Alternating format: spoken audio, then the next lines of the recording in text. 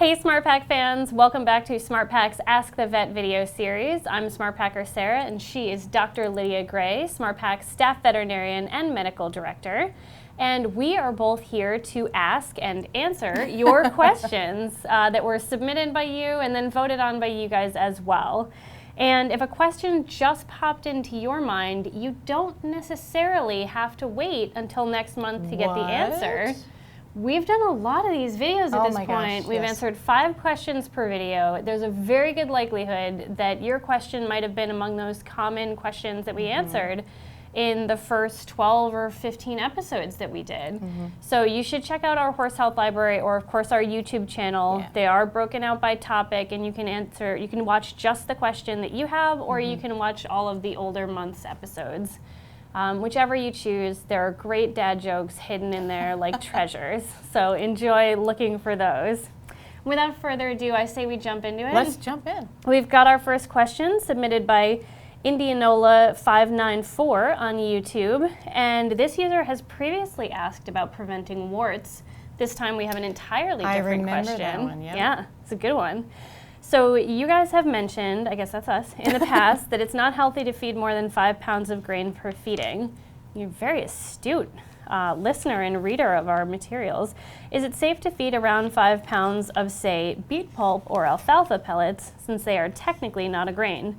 I'm looking to put weight on my OTTB, which we love those around here, and have been soaking both alfalfa pellets and beet pulp. Comes out to about 5 or 6 pounds in weight. Is there an alternative where I can feed less but maintain his weight? So there's a lot of questions in here, but I also want to touch on that she said it comes out to about 5 or 6 pounds in weight. Is that before or after the water? It sounds to me like it's after the water. I think so too. And that's kind of not how we would weigh it. Water doesn't count, otherwise I'd be in big trouble. So 5 or 6 pounds before wetting it is more accurate. Okay. That said, that there are different rules when it comes to feeding beet pulp and alfalfa, and if you've watched these, then you know that those 2 feedstuffs are some of my favorite ones for adding weight to horses, hard keepers or seniors or whatever. We use them also for horses that can't have a lot of sugars and starches because they both have low starch sugar, low NSC. Horses that don't have good teeth, that have lost their ability to chew and grind. Horses that have respiratory problems, so they can't have dusty hay or whatever. So beet pulp and alfalfa are your friends, whether it's pellets or cubes or chopped or anything. So as far as guidelines amount-wise, beet pulp is like, it's got the energy of grain, but the digestibility of hay. It's a very digestible, soluble fiber, fermentable fiber. So the bacteria in the hindgut, which is what we're really concerned about, they love it. And that's what makes it much better than grain as a feedstuff for your horse, because it is technically forage that is fermented. So that's a good thing. Why you can't feed it strictly is it doesn't have a ton of protein and it doesn't have the full complement of the essential amino acids. It has the correct ratio of calcium to phosphorus, but it has way more calcium than is necessary, like a 10 to 1, and you only need 1 to 1 or 2 to 1. It's the right direction of imbalance, but it's still imbalanced. Low fat, good energy. So it's not something you can completely replace hay with. In fact, the amount is 25% of your hay is about all you want to swap for. So moving to alfalfa then, that's also something, while it's got its purposes, like one thing we like to use it for is horses with gastric ulcers. There's lots of research that says, for whatever reason, we think we know, alfalfa has great buffering capacity for the acid in the stomach, and it's a great tool to manage horses with ulcers. But you can't just feed alfalfa. It is way too rich, meaning it's high in calories and energy, and also protein. It also has a lot of calcium as related to phosphorus, not quite as much as the beet pulp. But neither of them are balanced for the vitamins and minerals either. So they're not complete feedstuffs, like what I would only use, but certainly in the 5 to 6 pounds dry, excellent choices. And she doesn't have to be worried about them thinking that they're grain, because they're not made up of simple sugars and starches, the simple carbohydrates, which are broken down in the stomach and small intestine. That is not at all a worry. They're both considered forages and super healthy for the horse.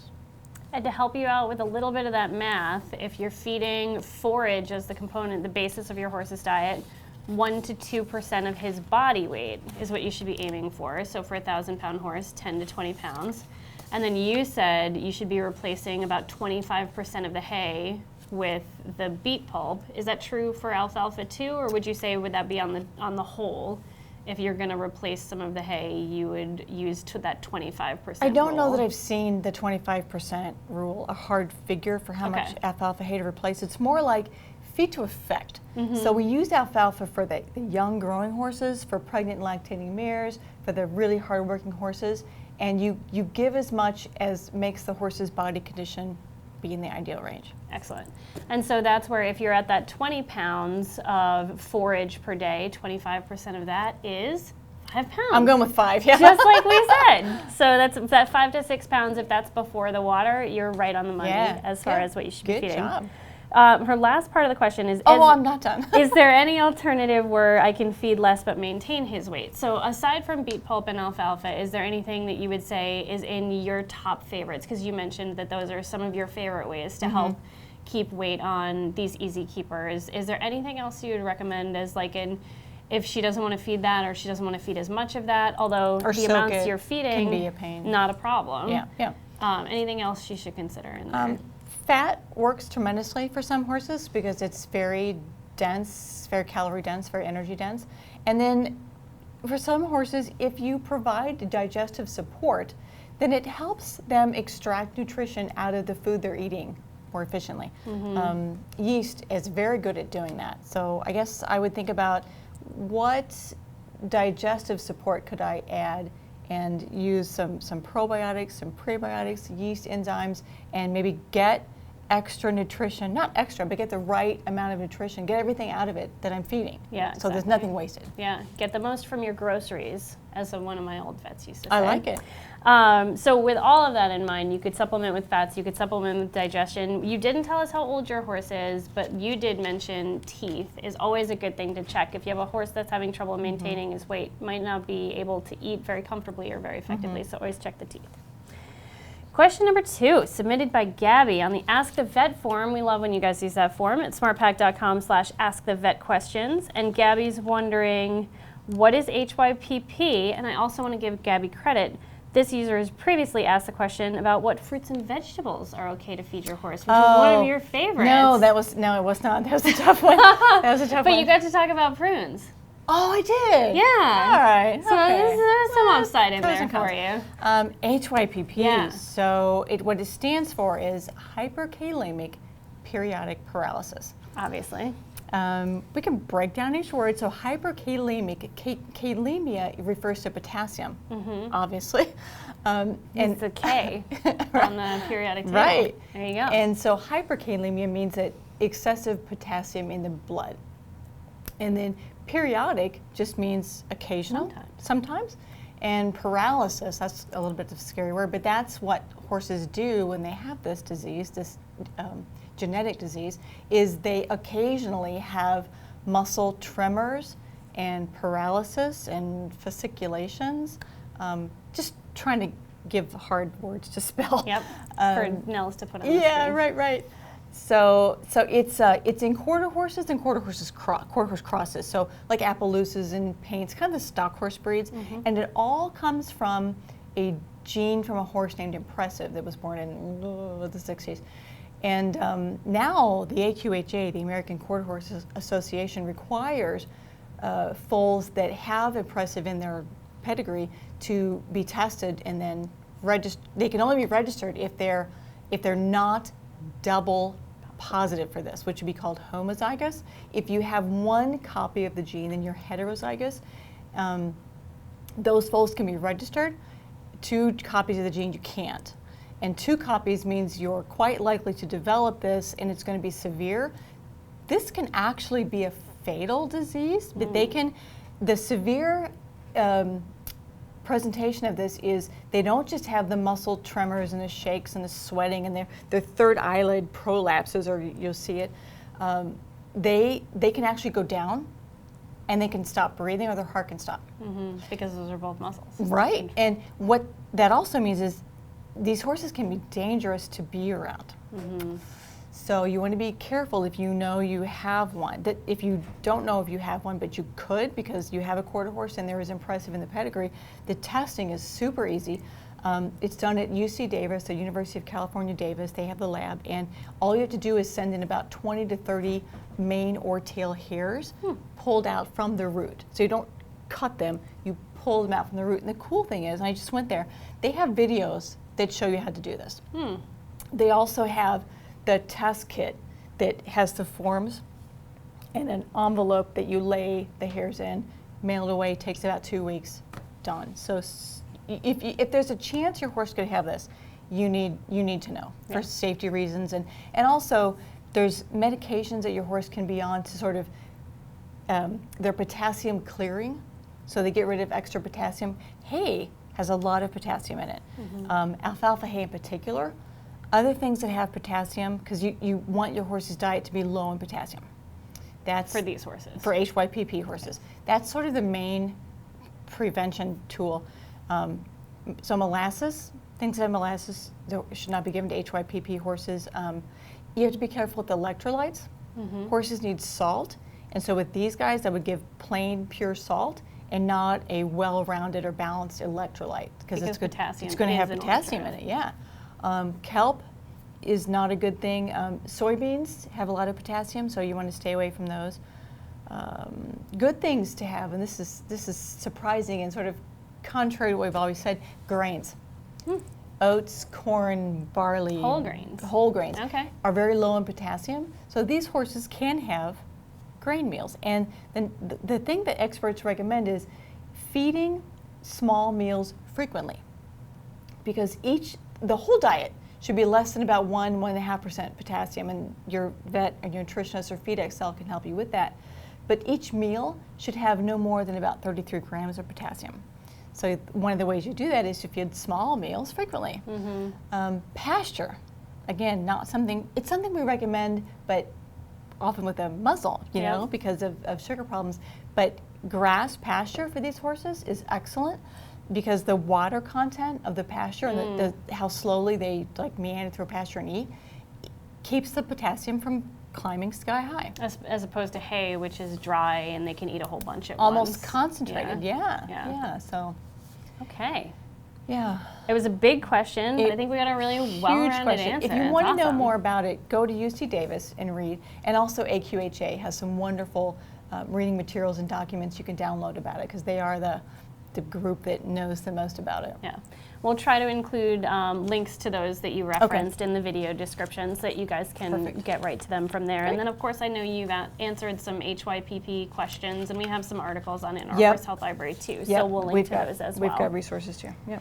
Okay, our third question was also submitted by somebody who's previously submitted a question. So you guys are doing great. They figured it out. That's right. You guys got the voting down, because you're getting those SmartPak gift cards by recruiting those votes. So Ruby Lynch from YouTube had previously asked about how to cool down your horse in the winter after a hard ride.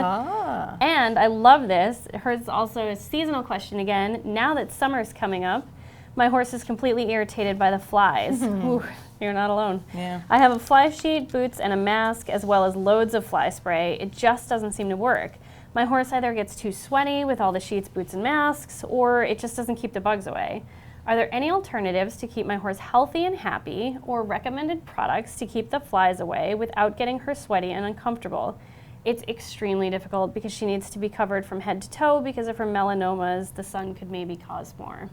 So we got kind of a lot going on. Yeah, there's a word in there, alternatives. And I look at fly prevention, avoidance, defense as not alternatives, but sort of a well-rounded package. I mean, you got to group everything together, and we've made different zones, you know. So one of the first zones, and she's not specific about which fly species. She is not. Horse, all of them. Yeah. The flies. The flies. The first zone I think about is, you know me, the manure. Yeah, of course. Okay, of you course. love poop. I do. We all know. And there's a couple ways to affect that, because filth flies, they're called. They lay their That's adorable. adorable. Their eggs and their pupa and their larvae, all that happens in the manure pile. And so the companies have figured out, hey, let's, you know, go right there. And so one thing you can do is there are parasitic wasps that go into the manure pile, and they know how deep they penetrate. They know a lot of things about these insects. And they lay their own eggs in the pupa of the flies that are bothering your horse, and then that fly can't mature, but then the parasitic wasp does. And so that's really cool. So you're getting them before they're even born. Yeah. You know? And wasps sound scary, but they're not the kind that bother you or your horse. Yeah, yeah. They're and just getting the other They're bugs. tiny. You don't even notice them. So that's one way. And then thinking still outside. Of course, you have to remove manure that's not, you know, in the right place. You have to properly compost. So it's just turning and storage and all that. Any standing water should be removed, and that's where mosquitoes like to breed. Also, just plant debris like vegetative matter. These insects like to use as this organic matter they like to breed in. Grass clippings. Yep, that kind of yep. stuff. Branches dead, just all that. You got to get rid of all that. You got to clean your place up. You can't give them a place to like breed and multiply. You can also get like fly traps. But be careful with those, because those, you don't want, they attract flies, right? So you don't want to attract flies to your area. So you kind of set them away from your barn, away from the areas the horses congregate in, and you attract flies there. We sell two mosquito dunks, which you can put in the water. And it can be drinking water, and those don't let the mosquito breed in the water. So that's the outside. She mentioned the fly sheets and masks and boots, and every year companies are coming out with better and better coverage, because these are physical barriers, Yes. right? As far as repellent, I forget how she explained it. Loads of fly spray. Loads of fly spray. Yeah. There's kind of three categories of fly spray. So repellents, which repel flies, and that's great. Insecticides kill, and you want to kill, but your job is not that. But also the third one is the confusing, the ones that confuse. And I think we have a EcoVet here. This is made of fatty acid. Smells new scent. It smells interesting, but it confuses the flying insects, and so the signals they use from your horse to tell that your horse is there and taste a tasty morsel, they're not getting those properly anymore, and so they fly around and swirl around, and they don't land and bite and annoy. So try one of these categories and see what you think. Oh, and we're getting a new product. You might not know this. It's called Cool Curtains with K's. Okay. And it's mesh screen. So if you can put your horse, whether it's in the stall, whether it's a run-in, they make them for run-ins too, inside an enclosed area where the air moves, the UV light cannot penetrate, so it stays cool, and there's no bugs. Because her horse being hot and uncomfortable was something she mentioned. I think if you make a run-in shelter or put these cool curtains on your horse's stall and windows, she'll thank you. Yeah. They're wonderful. And we don't have them quite yet, but they're coming very, very soon. Awesome. So that's going to be super exciting. It's always nice to be able to give your horses an option for them to make the choice. Like if you build the run-in, you put up the curtains, and then if she's bothered, she can go in there. If she finds that the flies aren't that bad and she wants to stay out, she could stay out. She can stay out. Like she wants to eat grass. Yeah. Go out, eat grass, or run back in. You decide what's worth it. Yeah. And then the last category that I should mention is there's a couple of options for feed-through. And so one of them is the insect growth regulators, and they're the EPA-approved products like the Solitude and the Simplify, and there's a new one on the market. I can't think of the name of it. But those don't let the eggs of the flies hatch. So that's nice. And it passes unchained to the horses, and it's passing the manure, and when it's in the manure pile, they can lay eggs, but they don't ever mature. And then the other is, and that's sort of a whole barn herd thinking. If you want to give your horse his own personal, no fly zone, whatever, a lot of people feed ingredients like garlic and apple cider vinegar and brewer's yeast, I think is another one. And it's things that discourage flies from being around your horse. Deterrence, use the word defense. Mm-hmm. So they just make your horse sort of unattractive. And a lot of people have success with those. But yet, like feed my horse garlic. But the horses don't smell like garlic. But to the fly nose, yeah, I guess maybe they do. I don't know. Can you imagine how cute their noses are? They're very wee. Very adorable. Very small.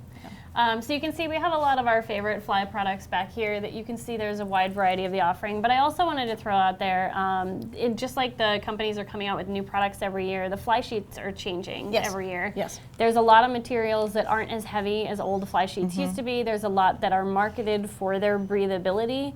That the fabric was chosen so if she's not tough on a fly sheet, if she just doesn't destroy her fly sheets. Or like live in a pasture. With other pasture mates who can be tough on the fly sheet, a lighter weight fabric might be a great option for you to consider. Good idea. And we have our whole no-fly zone where we talk about all the different zones that Dr. Gray talked about.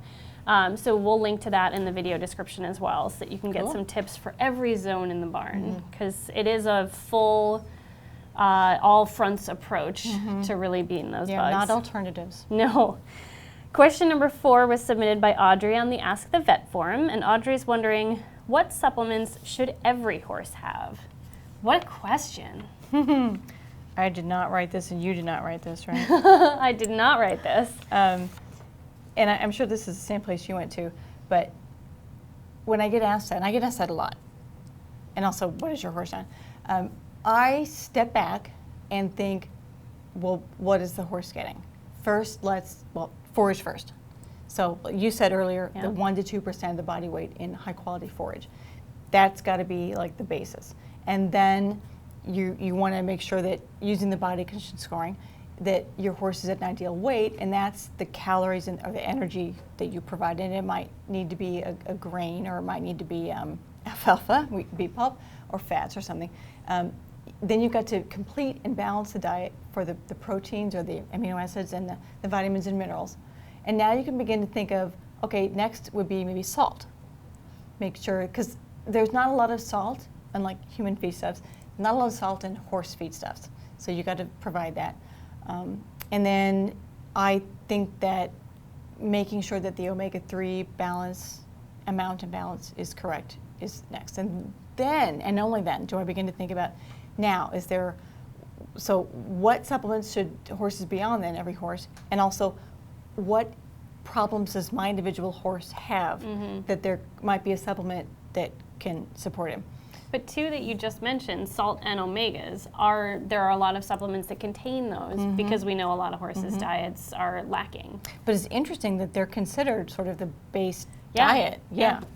But there's still, it tends to be a gap for some people, especially on the salt one where we think of it like people, where it's like, oh, you probably have too much. Not the same for horses. No, it's not the same at all. Yeah, I don't know that they have high blood pressure. So, so as far as what every horse needs, I kind of think that based on that wild horse, the Mustang research, that showed they had joint distress, even though there were Mustangs they weren't going to shows and they weren't jumping fences and doing canter pirouettes.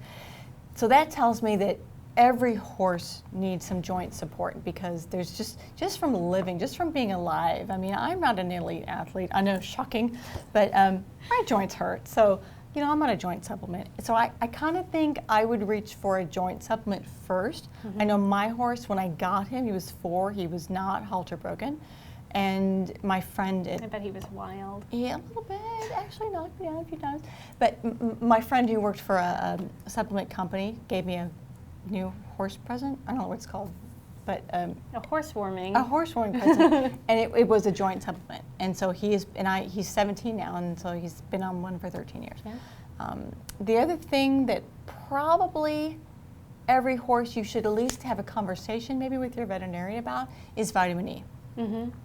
Because unless your horse is on fresh green pasture, so if your horse is just eating hay, I'm almost positive that not getting the amount of vitamin E that he needs per day. And then if you add on work or exercise, that amount that's required goes up. So then for sure.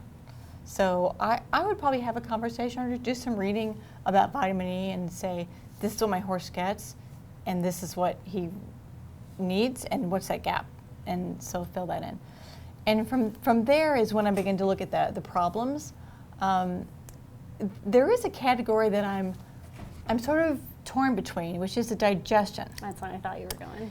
Because you're like, well, every horse doesn't need digestion, except that the horses in general are pretty fragile creatures. Right?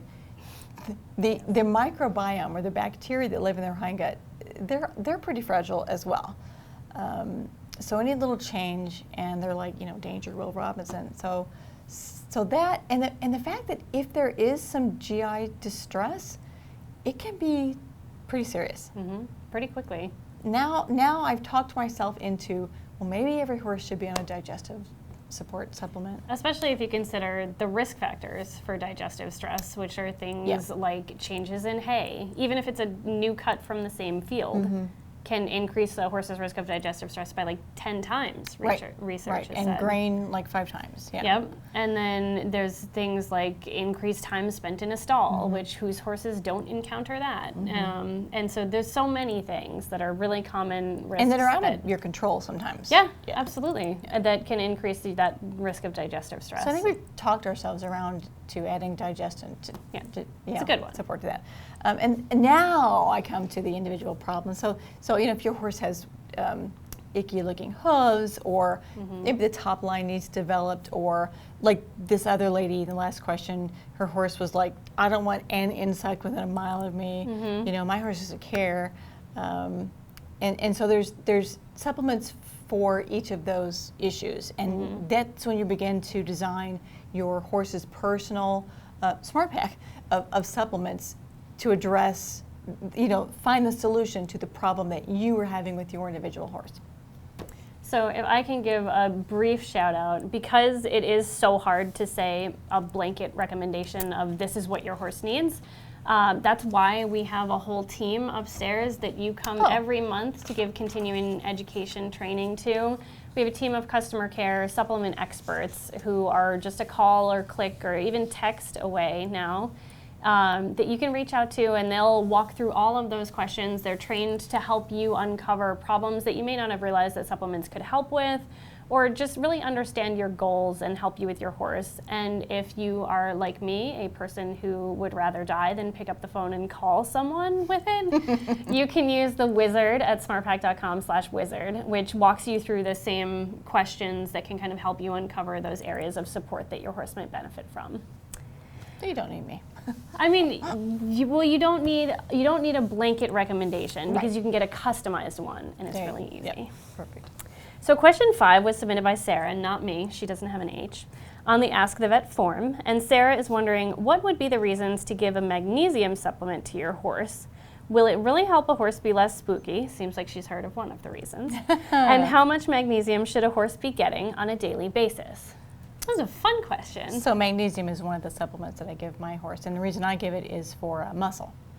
I think the ratio is about 60% of the body's magnesium amount that you have is in bone, and 30% is in muscle.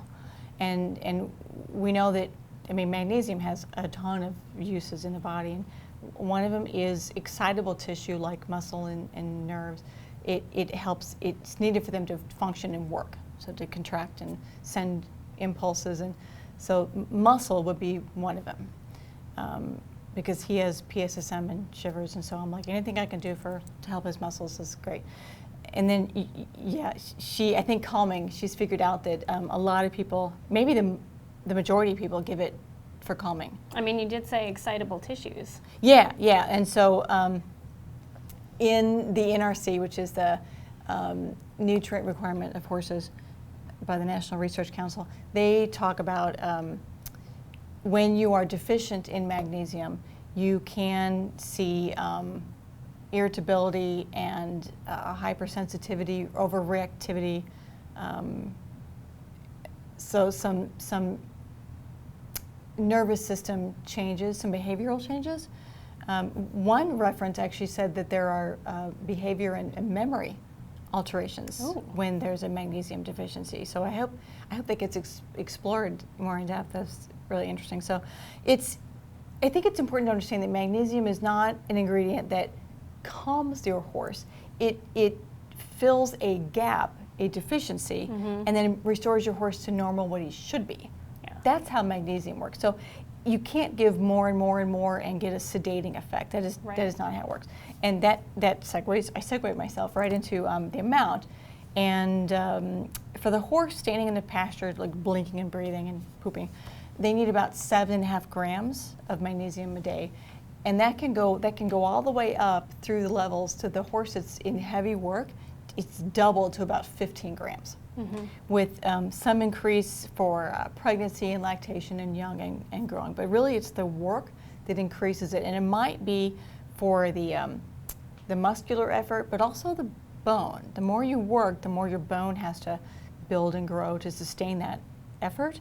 And 60% of the magnesium is in the bone, so there it goes. I didn't say that metabolism is the other one. Oh, you did not? I did not. People give magnesium too because it ensures that the proper insulin, it ensures the cells have the correct level of sensitivity to insulin, and so that the insulin and glucose or blood sugar can interact properly. So it has a role there too, and so people give it for horses with metabolic problems and that. Yeah, I think that's probably the third one. Yeah. And so again, another instance where it's helping return to a normal state, a normal function, and not having some altering effect on your horse. Not making anything really better than it's supposed to be naturally. Right. Yeah. All right, so that was all of our questions for our May episode. Thank you guys so much for submitting such great and interesting questions. I learn something every time. Varied. And so you can submit your questions for our June episode on YouTube, Facebook, Instagram, Twitter, blog.smartpak.com. You can use smartpak.com/askthevetform. And you can, smartpak.com/askthevetquestions. That's where the Ask the Vet form lives. It's close. And you can ask a question anytime, but do be sure to use hashtag AskTheVetVideo so that we can keep track of those great questions and gather them all in one place. Then questions will be submitted until May 10th. We'll be eligible for the June episode. And then be sure to vote on YouTube, Twitter, and our blog so that your question can get answered and you can get your SmartPak gift card. If your question was answered in this or a previous video, you can reach out to us at customercare@smartpak.com or direct message us right here on YouTube. And we'll be happy to get your gift card out to you. And as always, subscribe so that you don't miss the voting, you don't miss the next video, you don't see your question get answered, and then become a smarter horse owner. Right. Thanks for watching and have a great ride.